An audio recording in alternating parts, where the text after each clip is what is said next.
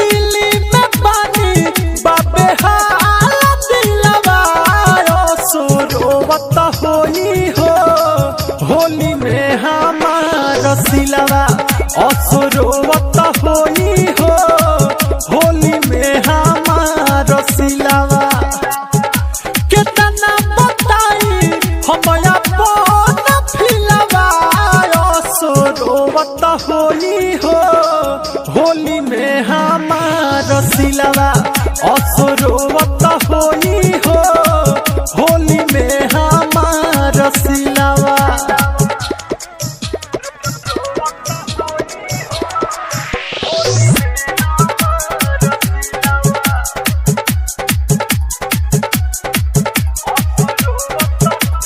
DJ Rupesh भेला पर साल रहनी घरे रंगवा लगैनी ओकरा के जाई के मिलत नइखे छुट्टी एही जा रहतानी हम छटपटाई के। अरे भाई सुनत रह बड़ा गजब बा। पर साल रहनी घरे रंगवा लगैनी ओकरा के जाई के मिलत नइखे छुट्टी एही जा रहतानी हम छटपटाई के।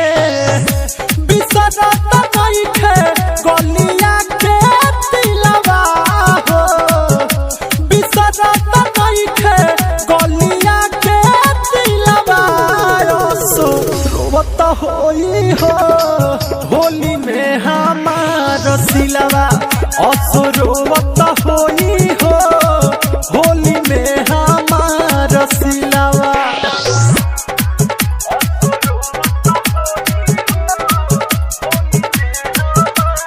डीजे रुपेश भेला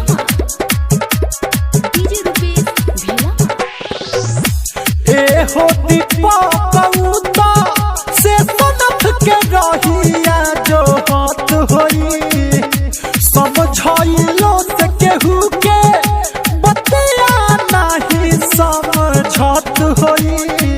अरे का करबो बड़ा प्यार करले हो। ए हो दीपक से सनफ के रहिया जो हाथ होई समझाइलो से केहू के बतिया नहीं समझत होई। कहतानी तोहसे अपन सिकवा गिलवा हो कहतानी तोहसे अपन सिकवा गिलवा सुरोवत होई हो होली में हमार सिलवा असुरोवत होई हो होली में हमार सिलवा।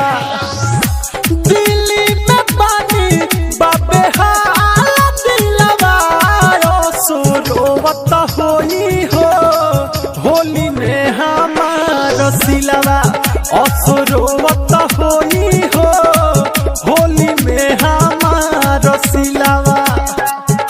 कितना बताई हम अपन फिलवा सुरोवत होई हो होली में हमार सिलवा असुरोवत होई